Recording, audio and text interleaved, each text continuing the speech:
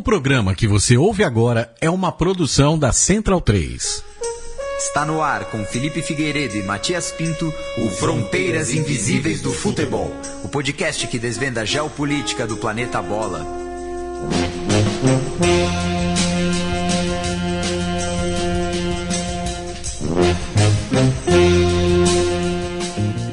Boa alvorada, ouvintes da Central 3, está começando mais uma edição do Fronteiras Invisíveis do Futebol, mais uma parceria do Xadrez Verbal com a Central 3, em plena quarta-feira de cinzas. Tudo bom, Felipe?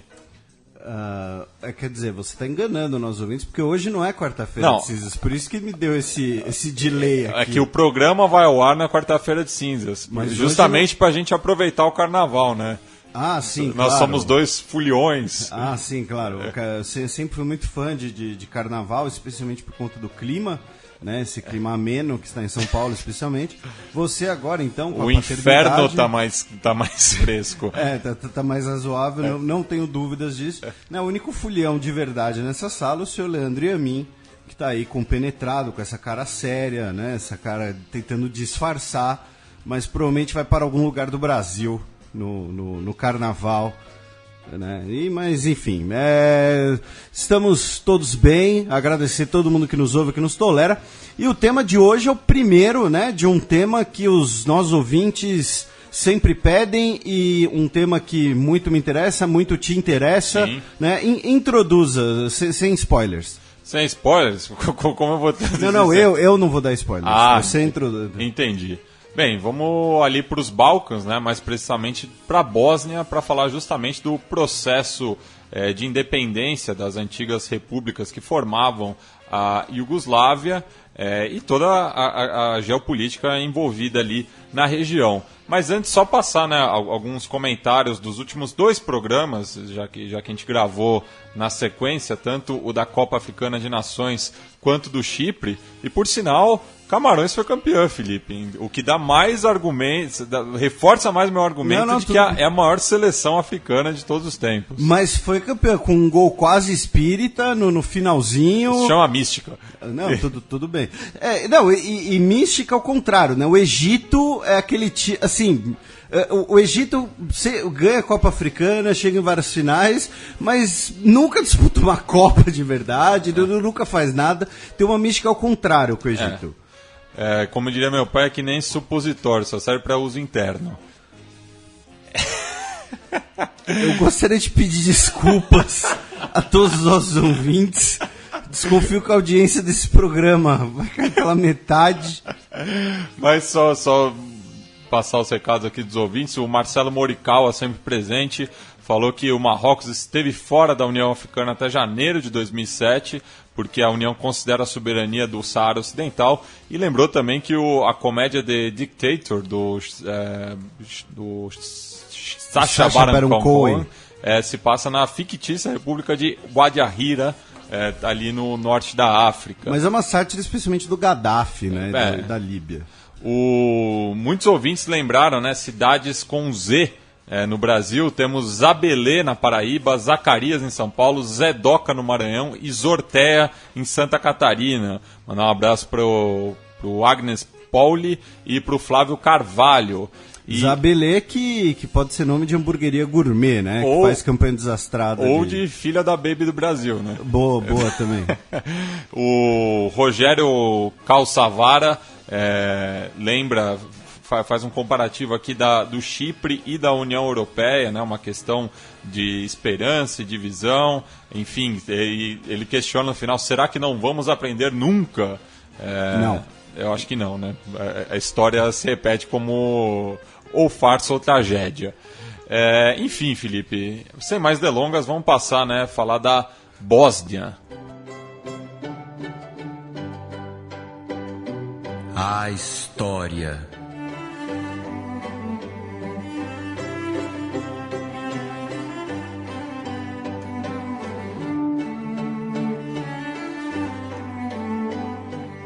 Bem, a gente volta lá para o Neolítico, né, Felipe, para falar da formação, né, da região. No caso, você citou o Neolítico, né, porque quando nós temos os primeiros indícios de de assentamentos permanentes na região do que hoje é a Bósnia. E isso é importante a gente fazer essa observação, porque normalmente a gente não costuma fazer essa observação, porque muitas vezes ela é um pouco... dá para fazer uma relação, né, geográfica, que é o seguinte: quando nós falamos de, sei lá, a Itália atual, obviamente, há 10 mil anos atrás, não existia Itália, como conhecemos hoje. Porém, dá para dizer ali, né, geograficamente, né, você tem ali ao sul dos Alpes, enfim, um conjunto de terras que hoje é a atual Itália. No caso da Bósnia, né, além de não existir Bósnia há 10 mil anos atrás, essa relação é bastante complicada, porque o próprio nome Bósnia é bem mais recente.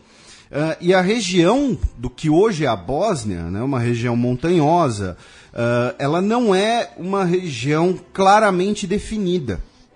Então, é muito complicado você determinar ali o que seria particular da Bósnia do que é competente a toda a região dos Balcãs, ou então extrapola para os locais vizinhos. Então, isso é importante a gente deixar claro.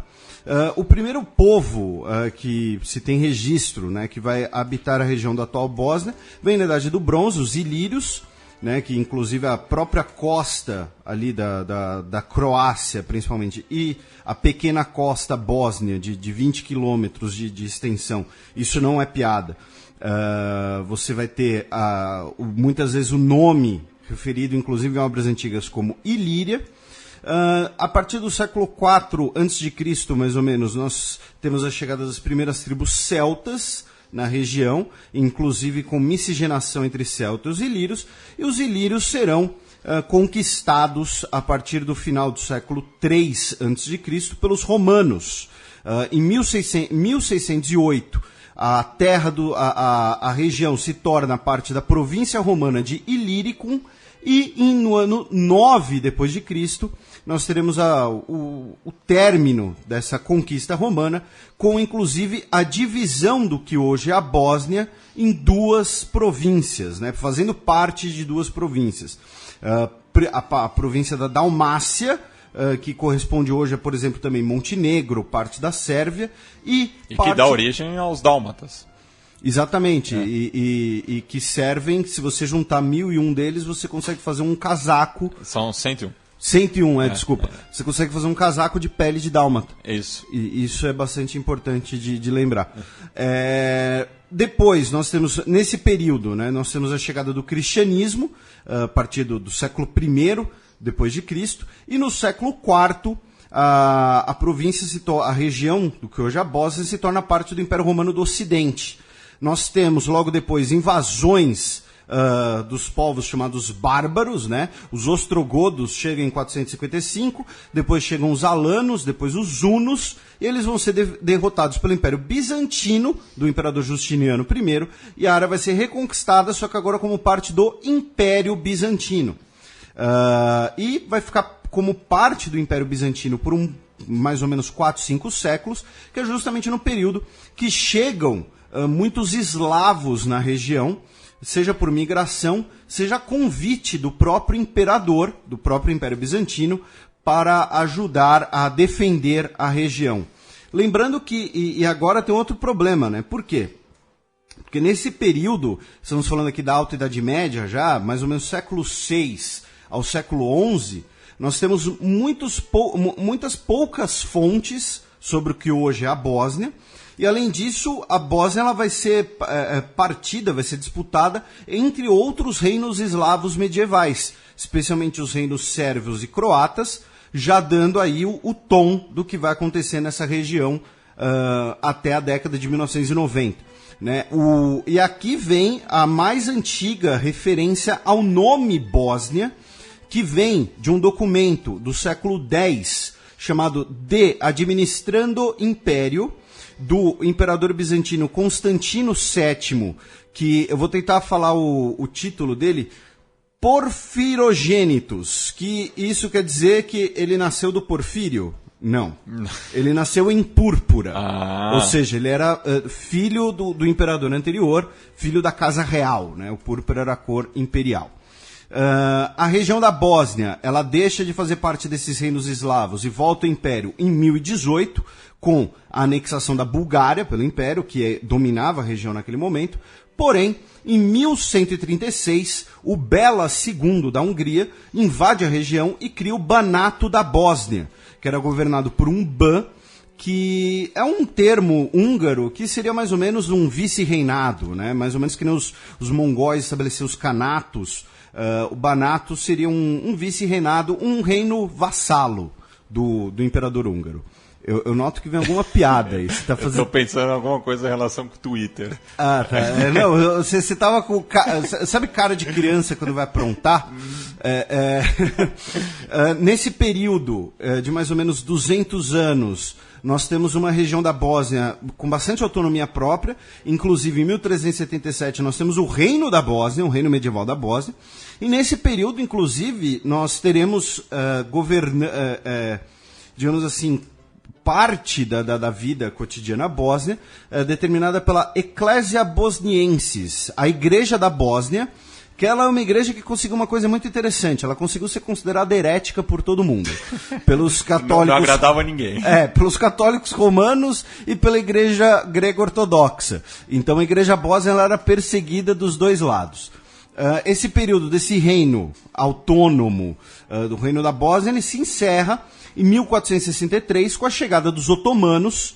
A conquista otomana ela ocorre em partes, devido a muita resistência local e ao terreno montanhoso, e é quando surge o termo Herzegovina, né, porque o nome do país atual é República da Bósnia-Herzegovina. Herzegovina é a parte mais ao sul da Bósnia, que demorou mais para ser conquistada pelos otomanos, e ela vem da expressão terra do duque. Né? Lembrando que, por exemplo, em alemão, duque é Herzog. Então, muito provavelmente, essa terminologia chegou lá pelos húngaros, e aí acabou se tornando o nome dessa região de Herzegovina. E nesse período que nós temos um símbolo da nacionalidade bósnia muito interessante, que é a rainha Catarina. Ela foi a penúltima rainha do Reino da Bósnia. Ela foi deposta pelos otomanos, ela se refugiou em Roma. Ela era da Igreja da Bósnia.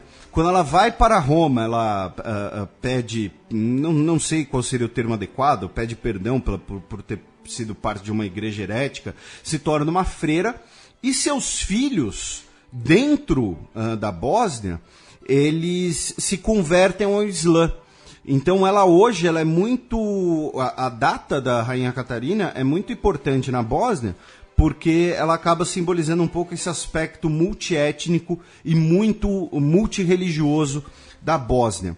No caso, o domínio otomano, né, que vai durar basicamente 400 anos, nós temos uma preservação da identidade bósnia com a absorção da Bósnia como uma província com seu nome e sua integridade territorial íntegros, né, que foi uma coisa muito rara por parte dos otomanos nos Balcãs. A Bósnia se torna primeiro Sandžak, depois um vilaye, que era como se fossem as províncias do Império Otomano. Há uma reforma agrária, uma reorganização da administração da região e um novo sistema, né, de diferenciação social por classe e religião, que é uma coisa muito importante no Império Otomano e cujo legado permanece, de certo modo, especialmente no Oriente Médio, que era o papel social e legal das religiões. Né? Como o Império Otomano era um império multiétnico e multirreligioso, as populações eram governadas pelo seu representante religioso local, pelo seu representante religioso respectivo. Então, e é uma coisa que no Líbano atual a gente vê bastante, né? Na divisão dos poderes, cada religião tem uma proeminência. Né? Exatamente. Na Síria pré-guerra, dá para dizer um pouco isso também, que é uma reminiscência otomana. Né? Então, assim, você tinha a comunidade judaica de Jerusalém. Né? Você tem uma comunidade judaica de Jerusalém que é histórica, tem vários séculos. Vamos supor, um judeu matava outro, sei lá, ou então um divórcio, alguma coisa assim, quem determinava isso não era um juiz do Estado, era o rabino local. Assim como na comunidade ortodoxa seria o padre local e por aí vai. Então, nesse local em que nós temos um cruzamento, né, de várias religiões e de várias etnias, a gente vai entrar nisso em mais detalhes, isso acaba sendo muito determinante para essa variedade bósnia, digamos assim. E no caso, muitos dos bósnios começaram a se converter ao Islã e passaram a chegar à região muitos judeus sefarditas que foram expulsos da Espanha lá no século XV.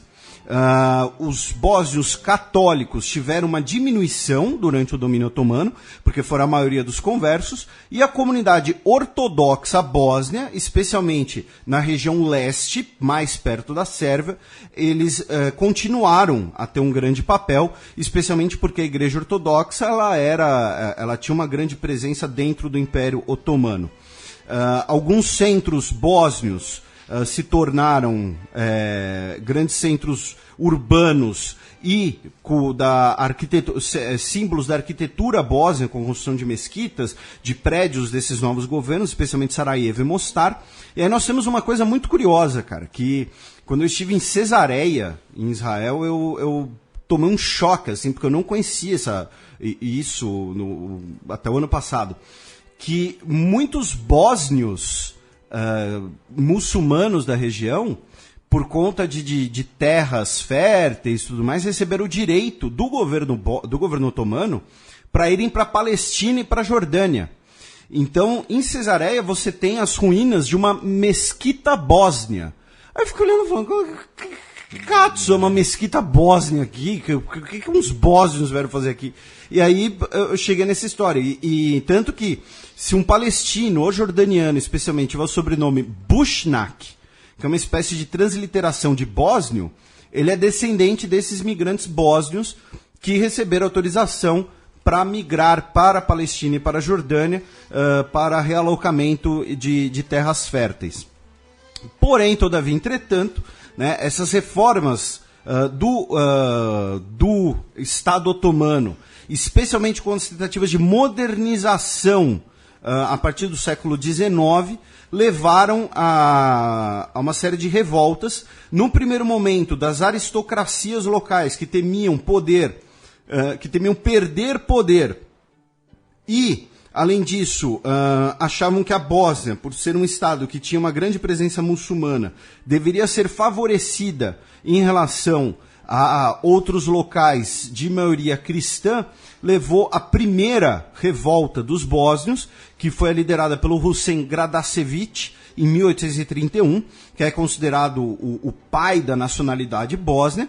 Essas revoltas continuaram até o chamado Levante da Herzegovina, em 1875, que foi um levante camponês no caso, e forçou os otomanos, né, nós tivemos uma intervenção da Áustria-Hungria, e aí, em 1878, a Bósnia ela era parte do Império Otomano, porém administrada em um protetorado do Império Austro-Húngaro.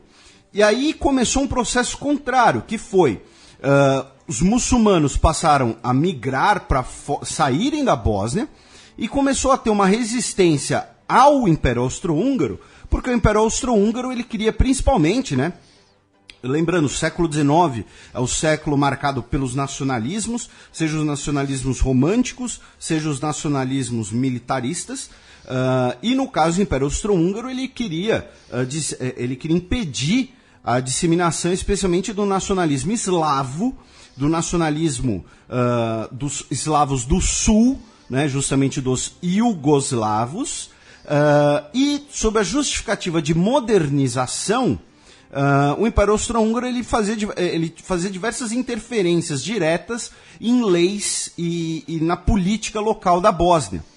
Em 1908, temendo o crescimento desses nacionalismos, nós temos a anexação da Bósnia pelo Império Austro-Húngaro, que é quando começa a crise que vai levar à Primeira Guerra Mundial. o Império Otomano protesta em relação a isso, a Sérvia protesta em relação a isso, a Rússia protesta e por isso a Rússia dá garantias totais à Sérvia de que vai manter a sua independência, de que vai apoiar a Sérvia em qualquer situação contra o Império Austro-Húngaro.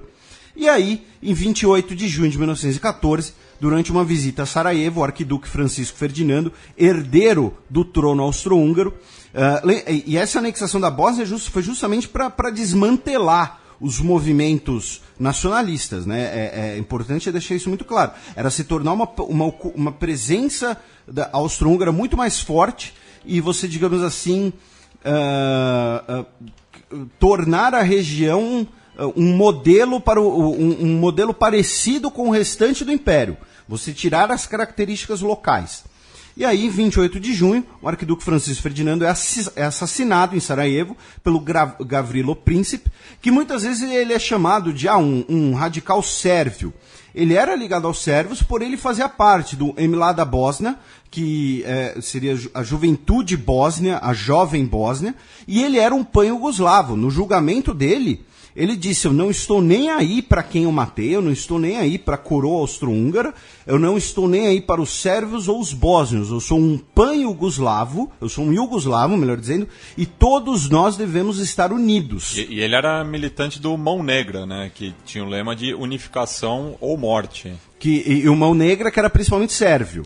Mas ele era, sei lá, da facção bósnia do Mão Negra, não sei. Eu visava a criação da grande Sérvia e a libertação dos eslavos meridionais do domínio austro-húngaro. Exatamente. E aí, com a Primeira Guerra Mundial, segundo as estimativas, mas é muito complicado determinar, né, com uma precisão, cerca de 10% da população bósnia morreu, porque ali, além de ter sido um local...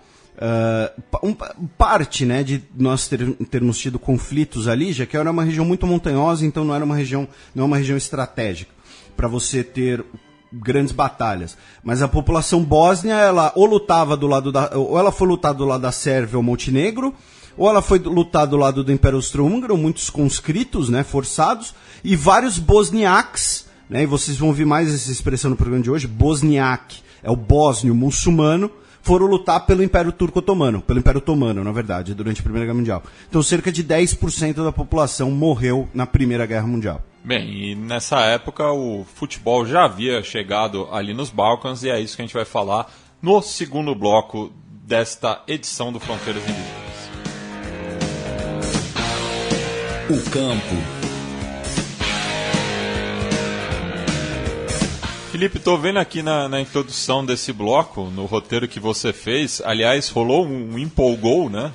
12 Twitter. Páginas de roteiro, enfim. Mas não estou vendo nenhuma referência aos ingleses. Pois é. Então, assim, o que acontece? Né? O futebol ele chegou na Bósnia por conta do Império Austro-Húngaro, e a gente já mencionou isso quando a gente falou, por exemplo, da Ucrânia, né, que o futebol chegou no Império Austro-Húngaro com a construção de ferrovias, especialmente por britânicos. Então, assim, mas no caso bósnio já é indireto. E você abriu um parênteses aqui, era uma coisa que eu queria comentar.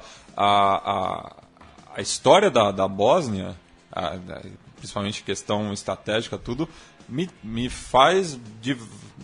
estou fazendo diversas analogias com a Ucrânia, né? São duas regiões muito parecidas em relação ao seu entorno, né? Variedade étnica, grandes impérios disputando a região. Eu só acho que se você falar isso para um bósnio ou para um ucraniano, ele vai achar meio... Não vai gostar muito.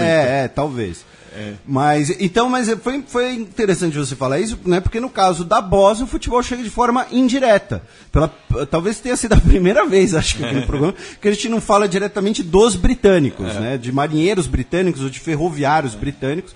Mas, inclusive, a gente vai ver no caso, né, o nome aí dos times. Mas, enfim, no caso, os primeiros times de Sarajevo são de 1903. Em Mostar chegaram em 1905.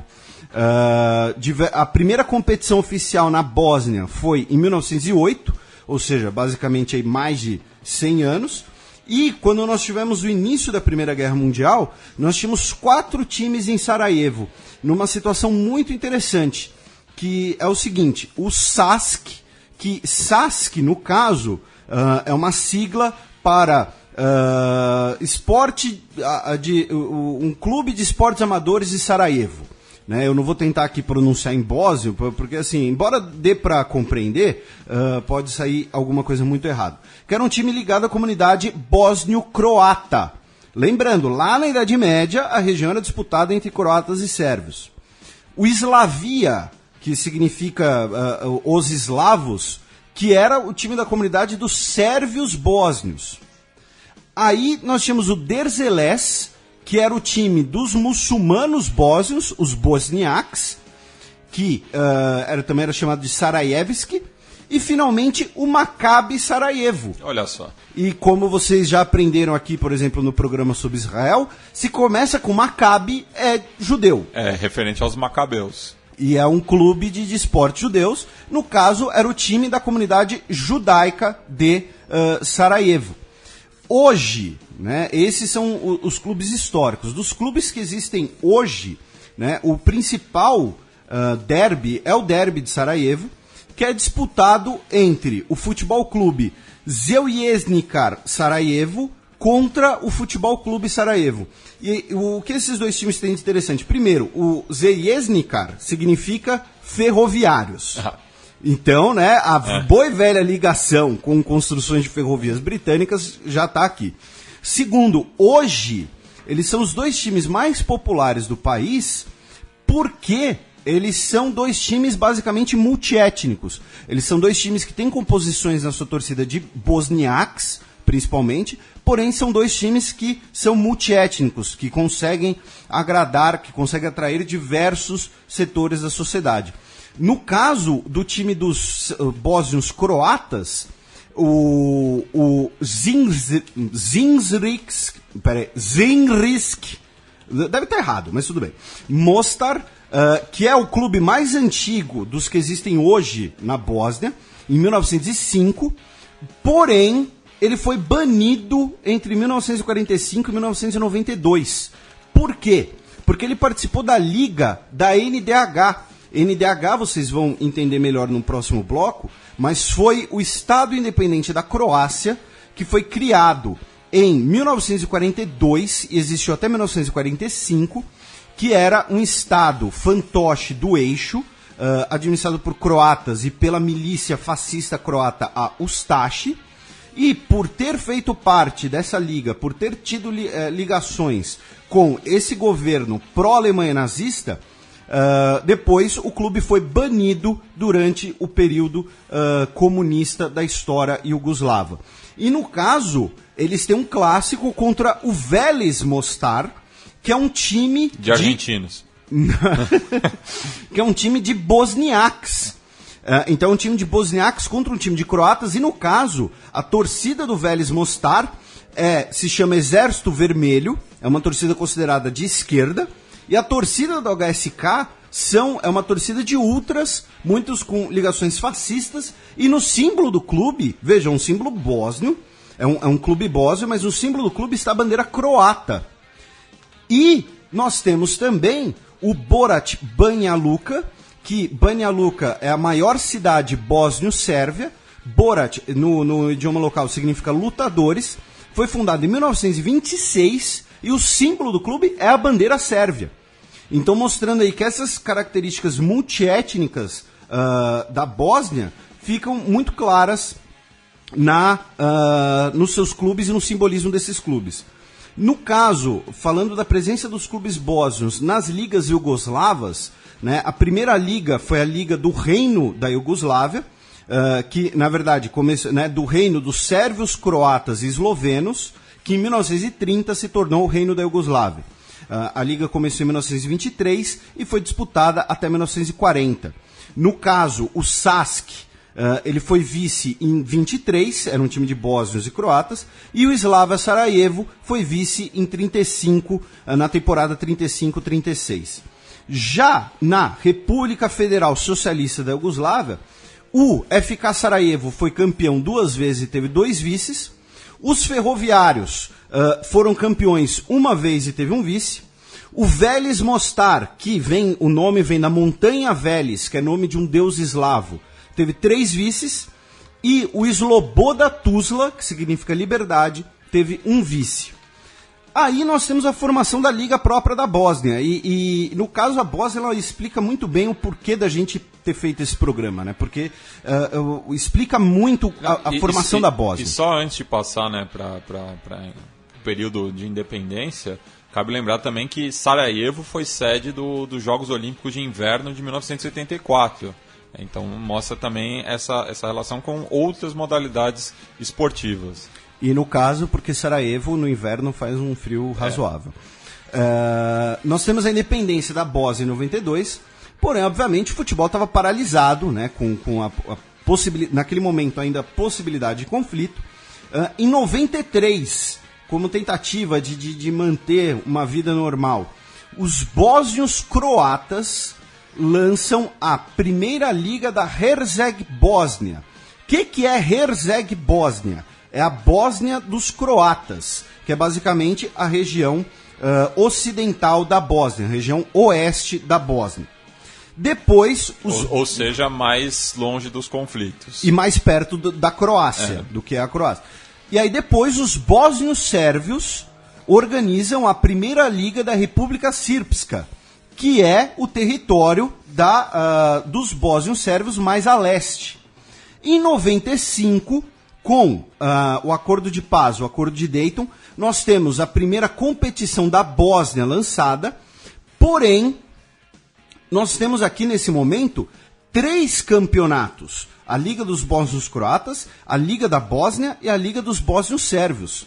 E essas 3 ligas vão existir em separado até o ano de 2000, quando a UEFA e a FIFA, inicialmente, eles toleravam essa situação por conta da questão particular da Bósnia. Eles falam, olha, o país tem que ter um campeonato, o país tem que ter uma liga só.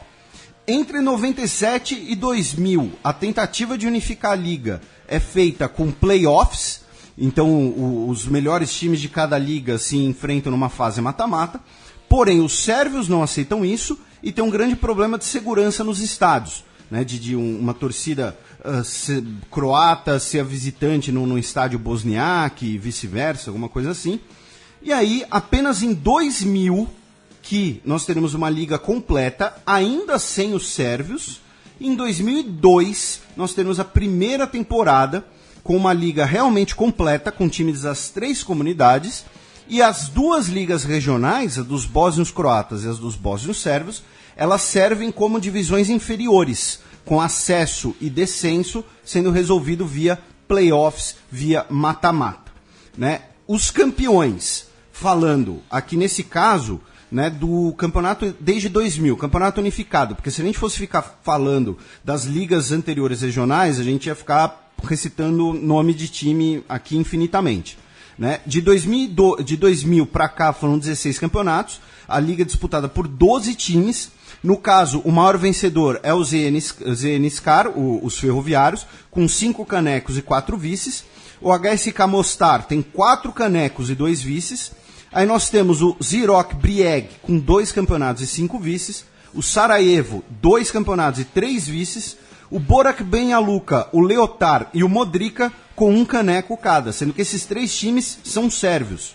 No caso, então, se a gente for separar, nós temos 3 times sérvios com 3 canecos, 2 times croatas com 6 canecos, mas os 2 times de Sarajevo, que são os times bosniaques e multiétnicos, ainda saem na frente com 7 canecos, mostrando aí que a segregação não dá camisa para ninguém. Não leva a nada. No caso de Copas, o Vélez Mostar venceu 2 Copas da Iugoslávia, o Borac Banja Luka venceu 1 Copa da Iugoslávia, e o Zveznikar é o maior campeão da Copa da Bósnia, com 5 títulos. Falando em Europa, um time bósnio chegou mais longe na Champions League, foi o FK Sarajevo, que chegou na 2ª rodada eliminatória da Champions League na temporada 67-68. Porém, na Copa UEFA, a atual Liga Europa, o Zveznikar chegou na semifinal em 84-85. Além disso, nós tivemos durante muito tempo a Mitropa Cup. Acho que a gente já mencionou esse campeonato aqui, né? Que foi era uma espécie de Champions League dos Balcãs e Itália, né? No caso, Mitropa vem de meia Europa, né? Europa Central ali. Que teve 51 edições entre 27 e 92, e nós tivemos alguns campeões bósnios. O Čelik Zenica 2 vezes, o Iskra Bugonjo uma vez e novamente o Borac Banja Luka em 92. Justamente a última edição. E agora, em 2018, nós temos um possível, né, aproveitando o gancho da Mitropa Cup, nós temos um possível retorno do Iugoslavão. Isso já é um papo que já vem uns 10 anos. Já é um papo antigo, principalmente pela questão de segurança, né? Mas o que acontece? A Champions League e a concentração de dinheiro, especialmente, elas fazem com que os campeonatos médios da Europa eles estejam cada vez menores, né? Você pensa no campeonato holandês. Eu acho que o maior exemplo é a Eredivisie. Exatamente. O Ajax e o PSV eram potências europeias, o Feyenoord era ali uma potência intermediária, e hoje o campeonato holandês é um campeonato de segunda linha. Por quê? Porque a grana, a publicidade, os jogadores estão indo para os times que podem ganhar a Champions League, estão indo para os grandes centros do futebol. Então você tem planos de criar campeonatos maiores para se tornarem mais atrativos e mais competitivos. Até porque, no caso do holandês, se o Ajax sofreu com isso, imagina, sei lá, o Heerenveen. O Willem II. Alguma coisa, entendeu? Então, assim, e isso, no fim das contas, acaba, de certo modo, prejudicando o próprio Ajax, né? Porque o Ajax passa metade do ano jogando contra ninguém. Então, no caso do Ajax, você tem a ideia de unificar o holandês, belga, o dinamarquês e o sueco, acho. Alguma coisa assim. Uma Liga do Norte. E mais ou menos isso, que nem tem no hóquei no gelo. E, no caso, existe a ideia de unificar os clubes ali da ex-Yugoslávia e talvez com clubes da Romênia e da Bulgária também, para criar o Iugoslavão. Ou conhecido como Torneio da Morte. Por isso que a questão de segurança acaba sendo muito importante. Mas que se torna um campeonato mais atraente. E isso foi pauta naquela série de documentários ingleses, The Real International Football Factories, no episódio dos Balcãs. Esse é uma série de 2006, ou seja, já naquele período já tinha essa ideia, e entrevistando os hooligans, né, tanto da Sérvia quanto da Croácia, eles não viam a hora, né, de voltar a ver os seus velhos vizinhos. Mas, ao mesmo tempo, pode resultar num campeonato mais atraente, né? Você vai ter, sei lá, o Partizan Belgrado contra o Hajduk Split, da Croácia, não sei, que se torna um jogo mais interessante. A gente pode dar o exemplo recentemente das eliminatórias da Eurocopa, né, o jogo entre Albânia e Croácia, Albânia e Sérvia, perdão, que deu ruim. Não, deu ruim e apenas com torcida local. Porque um Loki com um drone levou uma bandeira da Albânia num jogo em Belgrado. Não, era a bandeira da Grande Albânia, que inclui o Kosovo. O problema era esse. Era essa treta. Então, assim, né, então fica aí a nossa torcida, mas que ninguém se mate por causa disso. Falando da seleção bósnia, né, a Bósnia ela se tornou membro da FIFA em 96.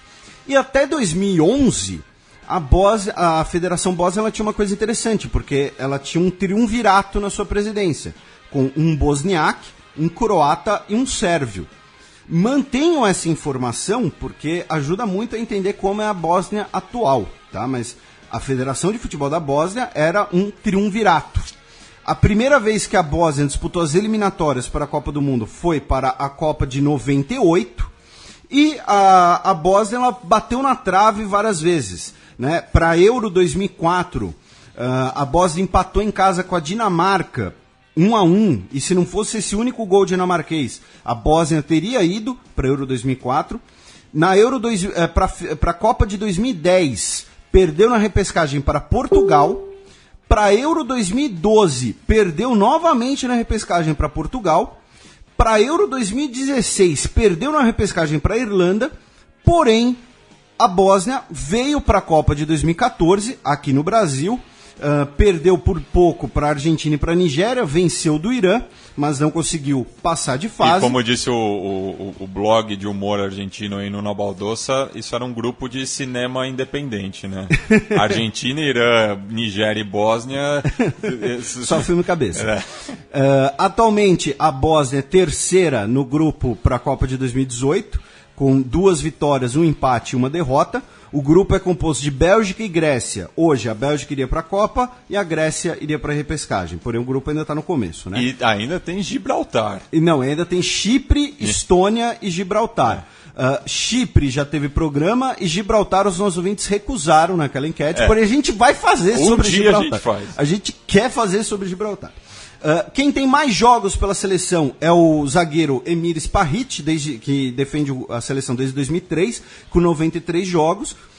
Dos aposentados, que lidera o Misimovic, que talvez alguns dos nossos ouvintes conheçam porque jogou no Bayern de Munique, jogou em alguns grandes clubes, que entre 2004 e 2014 teve 84 jogos.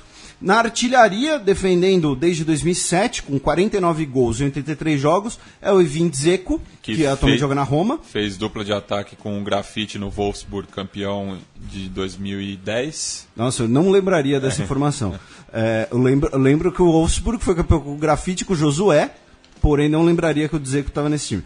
Aí depois ele foi para o Manchester City, hoje está na Roma, que é o típico centroavante trombador, né? Um trem no ataque.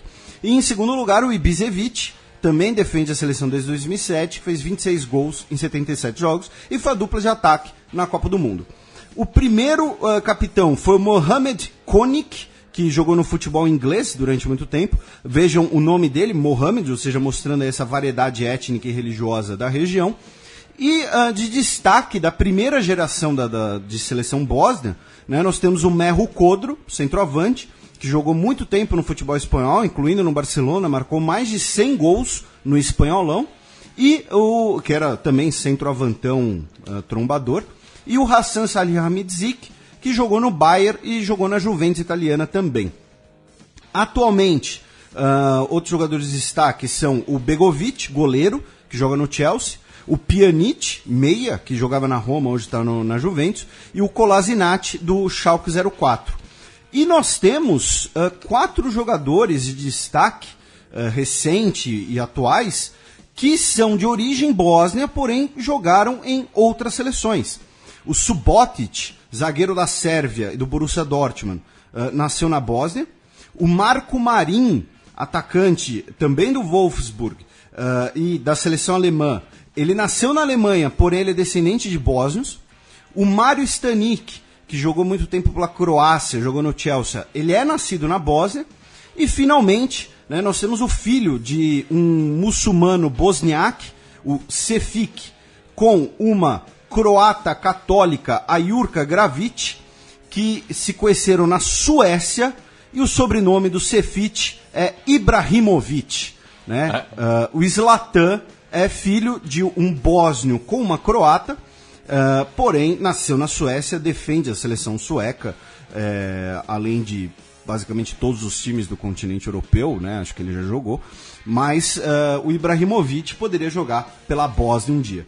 E falando, só para fechar aqui esse bloco, né, de jogadores bósnios, mas da época da Iugoslávia, né, nós temos 3 nomes aqui de destaque.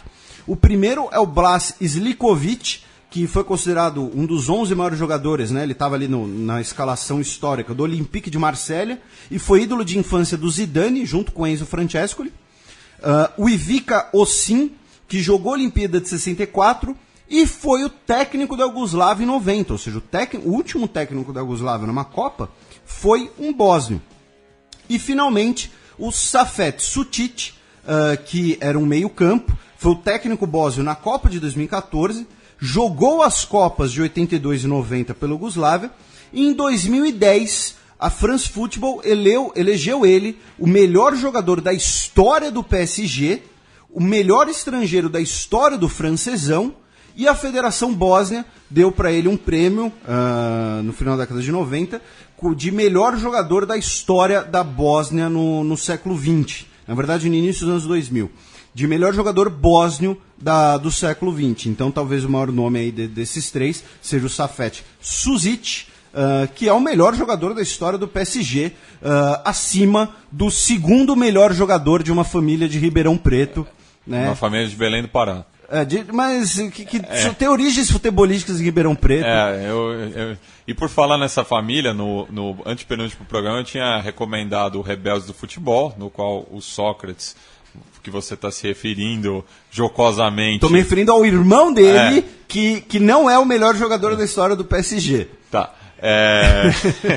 Mas eu recomendei o Rebeldes do Futebol no antepenúltimo programa, que o Sócrates é um dos protagonistas, ao lado do Drogba, que eu já tinha falado, e também está nesse documentário o Pedjak Pasic, justamente pela atuação dele extra-campo durante a Guerra da Bósnia. Né? Ele que manteve garotos treinando em Sarajevo enquanto a guerra estava rolando, mostrando que a bola não para mesmo nos piores momentos. Ele que integrou a seleção iugoslava na Copa de 82 também. E é uma forma da população, das crianças no caso, terem um pouco de normalidade, né, na sua vida durante um conflito.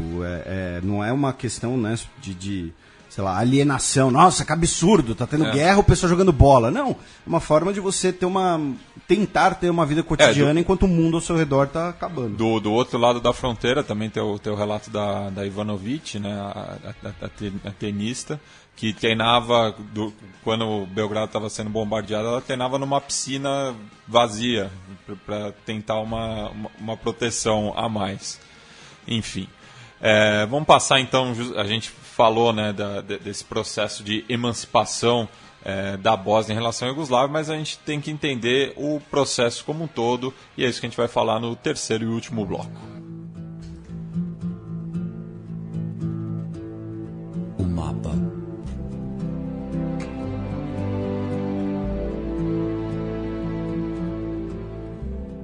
Bem, Felipe, o Hobsbawm, certa vez, né, escreveu que o século XX começa e termina em Sarajevo, né? Justamente fazendo essa referência do começo da Primeira Guerra Mundial e da emancipação, da dissolução da Iugoslávia. Né? E o cerco de Sarajevo, né, que a gente vai falar um pouco. Muito bem lembrado dessa situação, não lembrava. Né, e ele também cunhou, né, o curto século XX, né, o século XX durou novamente de 1914 até 1992, em contraste com o chamado, mas aí não é uma expressão dele, né, o longo século XIX, já que o século XIX teria começado com a Revolução Francesa e foi até a Primeira Guerra Mundial. Mas, historiografias à parte, no caso, né, após a Primeira Guerra Mundial, nós temos a formação do reino dos sérvios, croatas e eslovenos. Por quê? Primeiro, o Império Austro-Húngaro foi um dos impérios derrotados, né? Então, e como penalização... O Império Austro-Húngaro estava em franca decadência, basicamente, já desde quando era Império Austríaco apenas, com a Primavera dos Povos, né? Muitos desses eventos dos Balcãs, né, na Bósnia, mas especialmente na Sérvia, né, tem ligação com o período da chamada Primavera dos Povos, né, cujo ápice é 1848, mas a gente tem as várias revoltas liberais românticas nas décadas de 1820, 1830. Então, o nacionalismo era parte muito importante das ideias da Primeira Guerra Mundial, e os impérios multinacionais, multiétnicos, como obsoletos, ou então como uma justificativa para eles serem retalhados pelas potências vencedoras. Porém, no caso, o que importa é boa parte do território austro-húngaro é basicamente dado, entre aspas, à Sérvia, que era um reino independente e luta na Primeira Guerra Mundial do lado dos aliados. Inclusive, a resistência sérvia às tropas austro-húngaras vai ser muito importante durante a Primeira Guerra Mundial.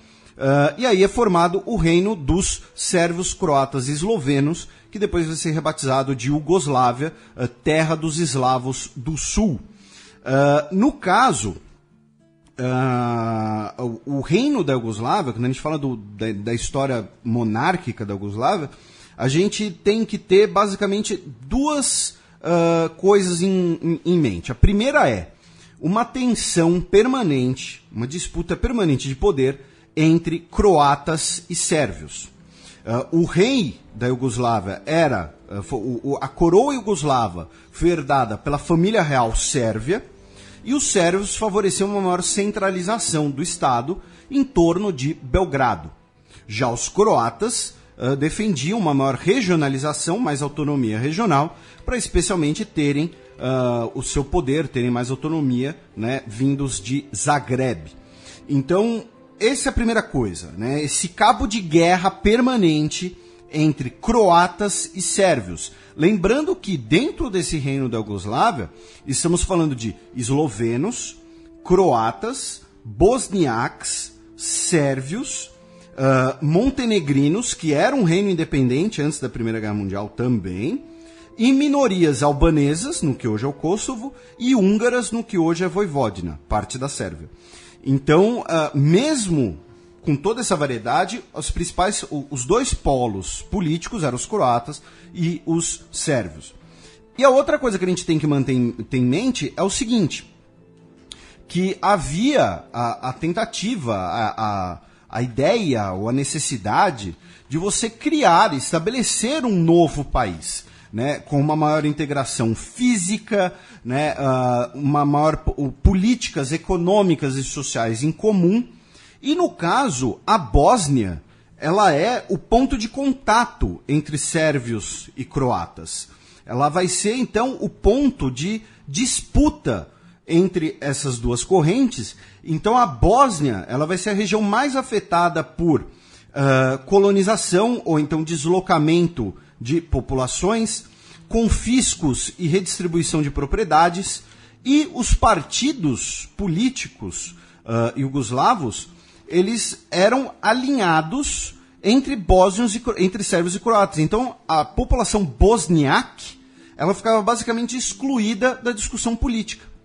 Aí o que aconteceu? Nós tivemos, inicialmente, a divisão do país em 33 oblasts, né, que é o termo russo para províncias, para estados, que seguiriam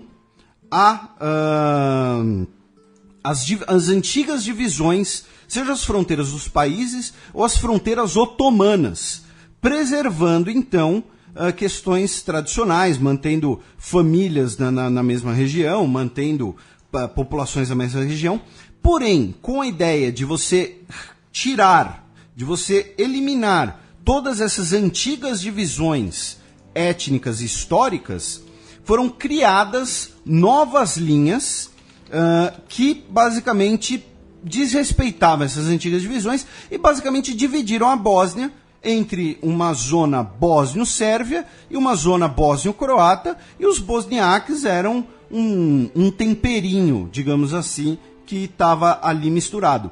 Inclusive no acordo entre o acordo Sitenović-Macek de 1939, nós tivemos basicamente a partição da Bósnia, porque foi um acordo entre o principal líder bósnio, o principal líder sérvio, e o principal líder croata. Então, a Bósnia, no reino da Iugoslávia, ela era considerada uma região de segunda linha. E isso vai ser visto na Segunda Guerra Mundial. A Iugoslávia, ela é levada à Segunda Guerra Mundial, por quê? Porque, inicialmente, a monarquia iugoslava queria ser neutra no conflito. Porém, após pressão dos seus vizinhos, né, Hungria, Itália e também Alemanha, embora não seja um vizinho direto, a Iugoslávia aceita fazer parte do pacto tripartite, ou seja, aceita entrar no eixo. Porém, nós temos um golpe de Estado dos militares iugoslavos que não desejavam entrar no conflito, derrubam a família real e declaram neutralidade novamente. E aí, com isso, a Alemanha invade a Iugoslávia em 6 de abril de 1941.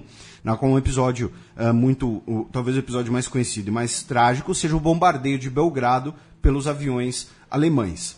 No caso, o reino da Iugoslávia é rapidamente conquistado e são criados os estados cliente com zonas de ocupação para manterem a luta do lado do eixo e a administração local. No caso, é formado o Estado Independente da Croácia, que a gente mencionou anteriormente, controlado pelo Stasi, que era uma milícia fascista, pró-nazista. Nós temos também a criação de um reino fantoche esloveno e de zonas de ocupação da atual Sérvia e da Macedônia. E aí, no caso, a região que hoje é a Bósnia, ela fica basicamente dentro do Estado independente da Croácia. Nesse caso, a população judaica ela é basicamente exterminada, tanto que o Maccabi Sarajevo não existe mais, né? Então, assim, quando a gente falou dos times originais de Sarajevo, essa mudança histórica é vista hoje. Nós temos cerca de 300 mil sérvios mortos, sejam em massacres ou em campos de extermínio, controlados pelos Tashi. Inclusive vai ser na Croácia que nós teremos o único campo de extermínio fora da região controlada diretamente pela Alemanha nazista, na atual Polônia, parte da atual Ucrânia.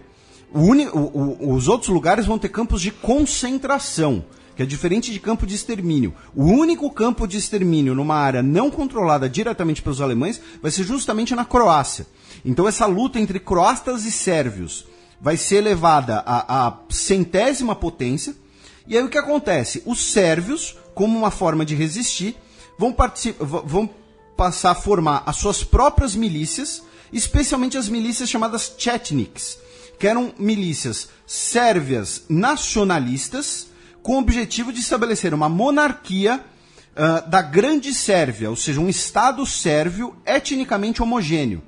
E aí o que acontece? Os Chetniks, tanto os Chetniks quanto os Taji, perseguiam populações que não eram do seu alinhamento étnico, e no caso, principalmente, também perseguiam pessoas comunistas e grupos de esquerda. Então, os bosniacs, os muçulmanos, eles eram atacados, eles eram massacrados pelos dois lados. Algumas estimativas colocam que 8% da população bosniak foi massacrada pelos Chetniks, o que dá mais ou menos 86 a 100 mil pessoas. Por conta disso, bosniacs passaram a fazer parte das forças da Ustash, da NDH, ou seja, agora, e finalmente, nós tivemos a primeira divisão das SS, das Waffen-SS, que era o braço armado politicamente radical do Partido Nazista. Nós tivemos a primeira divisão estrangeira, quando foi formada a 13ª Divisão Handschar, que é uma palavra local para o que seria uma cimitarra, que era formada de bosniacs, era formada de muçulmanos bósnios para lutar pela Alemanha nazista. Então, assim, vejam, nós temos, durante o que foi a Iugoslávia durante a Segunda Guerra Mundial, nós temos bosniacs sendo massacrados por croatas, bosniacs sendo massacrados por sérvios, bosniacs lutando pelos nazistas, nós temos sérvios lutando contra os croatas, sérvios lutando pelos nazistas e contra os nazistas, e, finalmente, nós temos os grupos partisanos, que liderados principalmente pelo Josep Tito, que eram os grupos de orientação comunista, com apoio da União Soviética, e que eram os grupos que tinham um discurso multiétnico. Eram os grupos que aceitavam membros de qualquer grupo do que viria a ser a Iugoslávia. Com a vitória aliada na Segunda Guerra Mundial, e principalmente na região, a vitória dos comunistas, os antigos Chetniks e os antigos Ustashi são perseguidos, e nós temos a formação da República Federal Socialista da Iugoslávia, na qual a Bósnia vai ser uma das 6 repúblicas federais, ou seja, ela vai ter mais autonomia, ela vai passar a ter um papel político-econômico maior.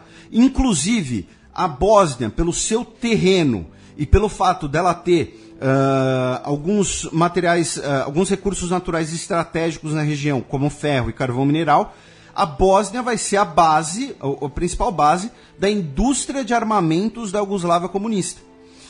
Com isso, a economia e o papel econômico, o papel político, cultural da Bósnia vai crescer cada vez mais.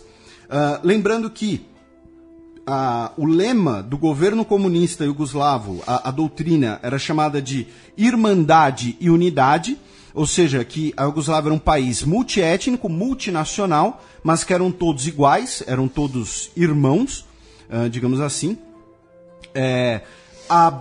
Um dos símbolos, né, dessa ascensão cultural da Bósnia vai ser justamente, né, o que você mencionou anteriormente, Matias, né, a Sarajevo vai ser sede dos Jogos Olímpicos de Inverno, e enquanto a Bósnia, no reino da Iugoslávia, ela não era...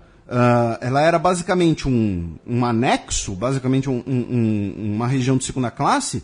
A partir da década de 70, vários políticos bósnios vão fazer parte da elite política iugoslava e do direcionamento da Iugoslávia. Né? Nós temos o Bijedić, que vai ser premier da Iugoslávia entre 71 e 77, o Mikulić vai ser premier entre 86 e 89, e o Podzerac vai ser vice-presidente no início dos anos 80, depois da morte do Tito, né? Que aí nós teremos o início da crise, né? da dissolução da Iugoslávia, que com a morte do Tito em 1980, misturada ao declínio econômico da Iugoslávia, né? A crise que os países terceiro-mundistas passam nos anos 80, incluindo o Brasil, e a Iugoslávia é um país terceiro-mundista por definição, né? Porque é com Tito, é com a Iugoslávia em Belgrado que nasce o movimento dos não alinhados. Lembrando que hoje terceiro mundo é uma concepção socioeconômica, né? É país pobre. Mas país em desenvolvimento. País em desenvolvimento. Na Guerra Fria era uma questão política. O primeiro mundo era o bloco capitalista. O bloco capitalista de influência dos Estados Unidos e Europa. O segundo mundo, o bloco socialista. A cortina de ferro. E o terceiro mundo, os países não alinhados. Então, é aqui que nasce o terceiro mundo. E como, né, as economias terceiro-mundistas, a Iugoslávia passa por uma crise econômica na década de 1980. E aí o que acontece? A disputa pelo protagonismo econômico e pelo protagonismo político na sucessão do Tito... Um vácuo de poder. Um vácuo de poder volta a transformar a Iugoslávia num grande cabo de guerra entre croatas e sérvios. Cada um com seu discurso, cada um com suas propostas... hegemônicas, e aí uma maneira de contornar tanto a crise política quanto a crise econômica foi o estabelecimento de uma economia de mercado com eleições multipartidárias. No caso da Bósnia, a primeira eleição multipartidária foi em 18 de novembro de 1990 e uma coalizão de 3 partidos étnicos foi formada para formar um gabinete não comunista, o primeiro gabinete não comunista na Bósnia desde 1945. Porém, logo depois, a Croácia e a Eslovênia fizeram seus referendos de independência, declararam a independência, o governo central de Belgrado não aceitou essas independências, e aí começou-se uma escalada de tensões, e a Bósnia fica ali bem no meio. A Bósnia, então, foi basicamente levada a declarar a sua independência, e com isso ela foi metade ocupada pela Iugoslávia, metade ocupada pela Croácia. Obviamente estou resumindo bem tudo isso, tá, gente? Isso mais ou menos em março de 92. Ou seja, a Bósnia faz 25 anos de independência agora. Esse é o motivo desse programa. O referendo de independência, para ratificar a independência, foi boicotado pela comunidade de bósnios sérvios. Porém, a independência foi decretada em 3 de março de 92. E aí nós temos, nesse período, né, a escalada do conflito. Né? Lembrando que, inicialmente, não era um conflito bósnio. Não foram os bósnios que levantaram a mão e falaram, queremos nos separar e vamos dar porrada em todo mundo. Não. A Croácia quis se separar de uma Iugoslávia em que eles viram que estava centralizando em torno dos sérvios, e os croatas dos sérvios... A Eslovênia já tinha tomado protagonismo justamente por estar mais afastada de Belgrado. A guerra de independência da Eslovênia dura 7 dias e deixa 2 mortos. E sendo que um é um policial que reza a lenda que assim, ele morreu atropelado, alguma coisa assim. Ele morreu quase num acidente. E a questão é que a Bósnia estava no meio. Então, para os bosniaques, a primeira morte que leva ao conflito é a morte da Suada Diberovic, em 5 de abril de 92, quando ela é morta por um sniper, um franco-atirador sérvio, em Sarajevo. Para a comunidade bósnio-sérvia, a primeira morte é o Nikola Gardovic, pai de um noivo que foi morto durante a procissão de um casamento que estava acontecendo no segundo dia do referendo. Era um casamento sérvio, e aí as pessoas confundiram, acharam que era uma manifestação contra o referendo, alguma coisa assim. Teve uma troca de porrada, pedrada, garrafada, e o pai do noivo acabou morrendo. E aí, com o início da guerra, é importante a gente ter em mente que, inicialmente, a guerra foi entre a República da Bósnia-Herzegovina, a República Croata da Herceg-Bósnia e a Croácia contra a República Srpska, ou seja, os sérvios dentro da Bósnia, a Iugoslávia e a República da Krajina, Sérvia, que era o território croata controlado pelos sérvios. Posteriormente, vira um conflito entre sérvios e croatas, com os bosniaques no meio contra ambos. Vira uma guerra de 3 grupos. Inclusive, nesse momento, a partir de 94, 93, 94, 95, nós temos muitos mujahidin que lutam pelos bosniaques. Muitos muçulmanos de outros países, Paquistão, Iraque, Afeganistão, vão para a Bósnia para lutar contra sérvios e contra croatas em nome dos bosniaques. E nesse período, né, albaneses também. Albaneses, muito bem lembrado. Desculpa a burrice. E nesse período nós temos aí 2 coisas muito marcantes. A primeira é o cerco de Sarajevo, né, que tem música do U2 e tudo mais, em que a cidade de Sarajevo foi cercada, foi isolada por 3 anos e 10 meses. Isso foi mais longo do que o cerco de Leningrado durante a Segunda Guerra Mundial. Ela foi cercada de 5 de abril de 92 até 29 de fevereiro de 96. Pra você ter uma ideia, meu caro Matias, o último censo iugoslavo de 91 colocava que na cidade, né, no município de Sarajevo, ou seja, desconsiderando as regiões próximas, né, o que seria a grande Sarajevo, no município de Sarajevo tinham 416 mil pessoas. Hoje são 275 mil. Então, muita gente morreu e muita gente fugiu e não voltou mais.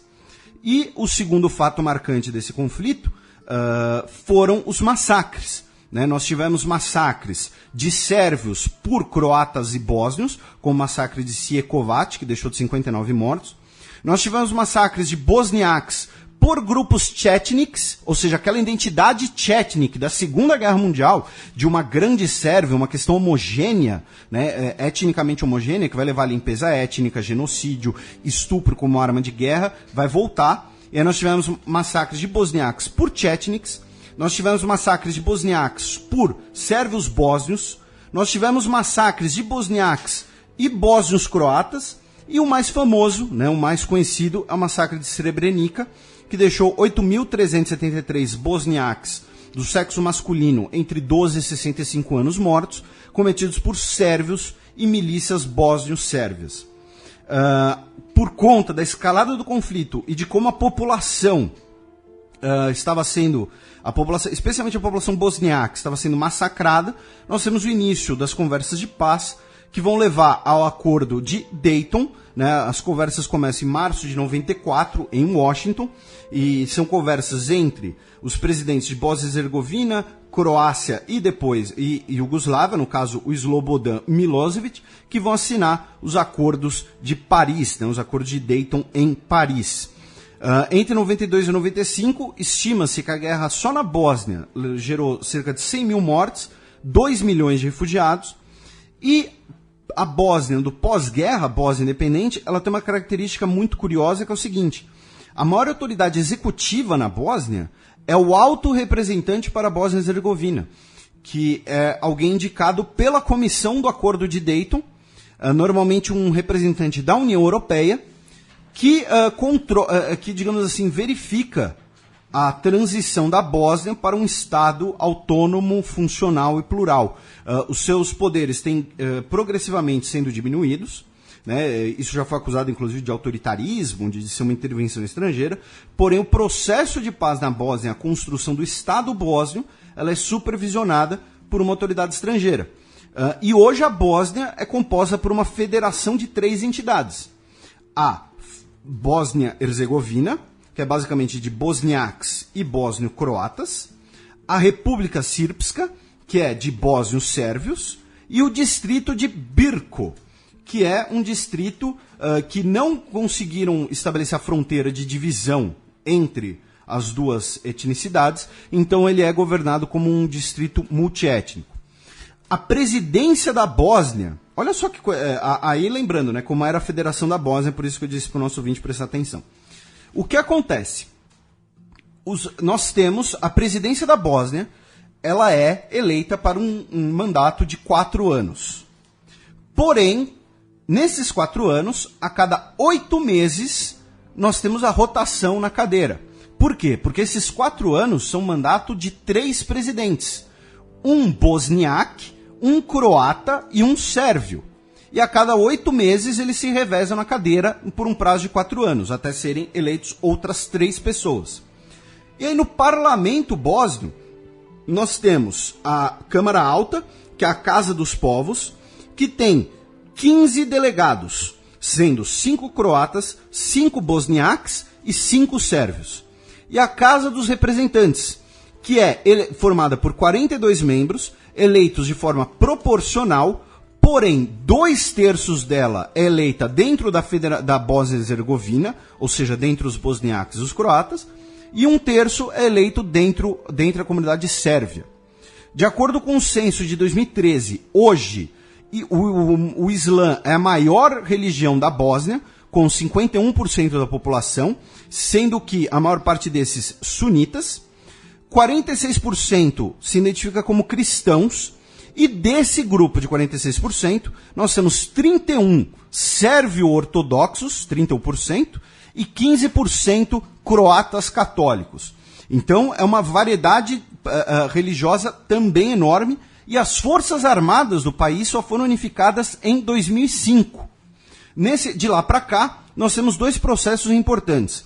O primeiro é que a Bósnia, em 2010, assinou o seu plano para vir a ser parte da OTAN, e principalmente, em 2008, foi assinado um acordo de associação entre a Bósnia e a União Europeia, para a Bósnia fazer parte da União Europeia, e a Bósnia enviou o seu pedido formal de entrada na União Europeia em 15 de fevereiro de 2016. Lembrando que Croácia e Eslovênia já são parte da União Europeia, e tem uma série de textos lá no Xadrez Herbal em que eu falo de como a União Europeia pode ser a solução para esses conflitos fratricidas, esses conflitos e as pendências fronteiriças que restam na região. E finalmente, meu caro Matias, em fevereiro de 2015, nós tivemos um marco muito importante, que foi o registro do Faruk Salaka, que nasceu em 20 de abril de 2014, ou seja, agora vai fazer 3 anos de vida daqui a pouco. Por que ele é um marco importante? Porque ele é o primeiro cidadão bósnio. O que aconteceu? O pai do Faruk Salaka, quando foi registrá-lo, ele tinha que registrá-lo como ou bosniaque, ou bósnio-sérvio, ou bósnio-croata. Porque a gente viu que disso vai depender proporção eleitoral e tudo mais. E o pai dele virou e falou assim, não, meu filho é bósnio, ele não é nem bosniaque, nem sérvio, nem croata. Se ele não quiser ser muçulmano, enfim, meu filho é bósnio. E o nome dele indica que ele é bosniaque, né? De uma família muçulmana.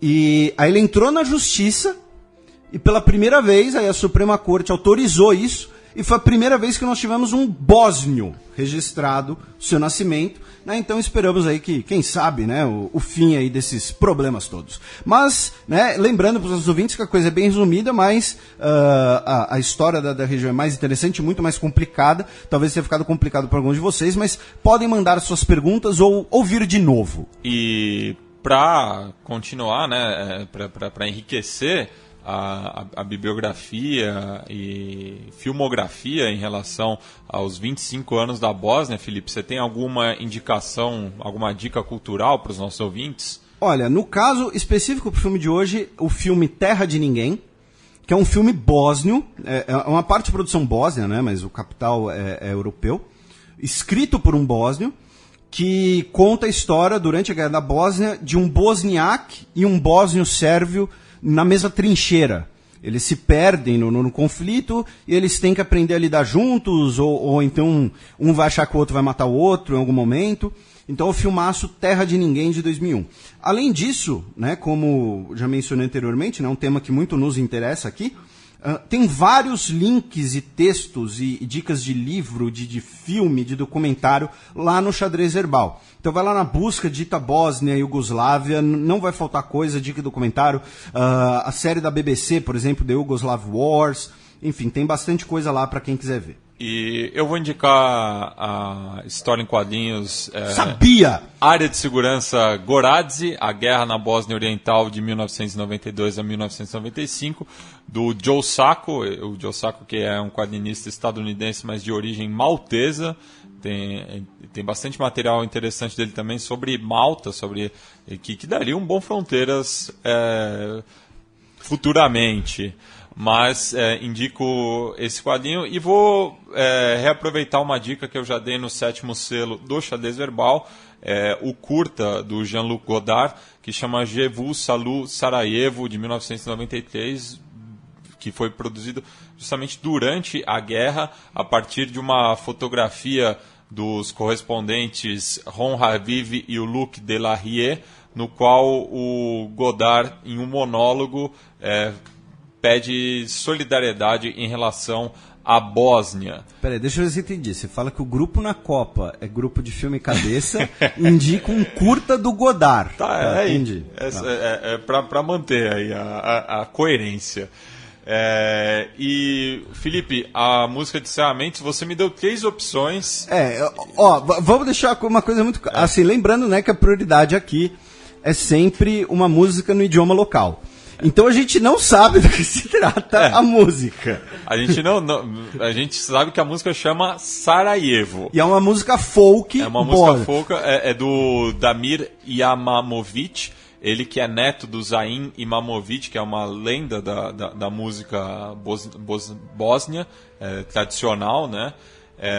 Então a gente imagina que seja alguma coisa. O clipe positiva. Nos deixou impressionado.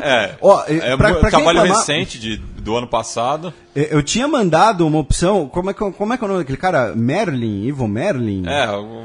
Dino Merlin. Você falou que é o. Então, ele é tipo. Eu achei um site que diz que ele é o Julio Iglesias da Bósnia. Já tem uma pegada um pouco mais pop, uma pegada um pouco mais romântica. Mas a gente foi na coisa mais roots. E então deixamos claro, não sabemos do que se trata a música, mas ela parece muito interessante, pelo menos até o momento que eu ouvi. Então a gente termina aí com Damir Imamovic, Sevda Takt, que é o estilo musical e é o conjunto, né? É o conjunto de Sevda. É uma música tradicional da MPB, né? Música popular bósnia. E a música chamada Sarajevo, do álbum Divotka, de 2016.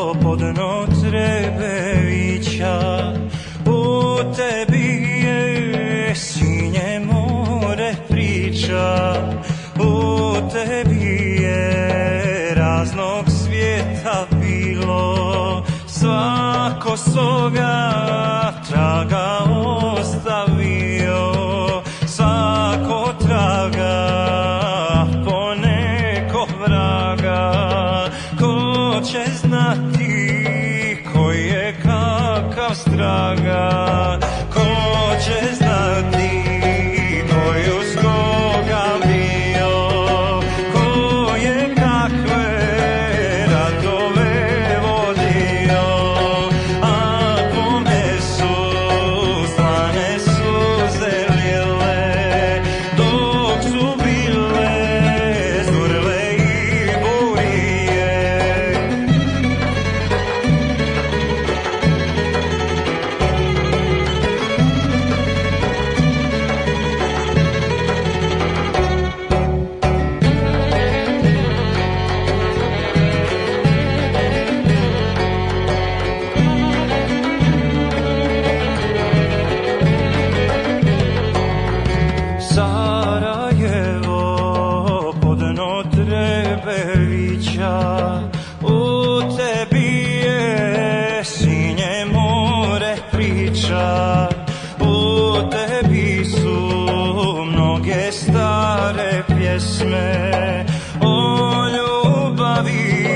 što se pjevat ne smije, sve će tvoja djeca da odšute, tužne dane, sate i minute, učit će i da mrze i truju, o daljini dalekoj da snuju, a kući se boje svoga praga. Ko će znati ko je kakav straga,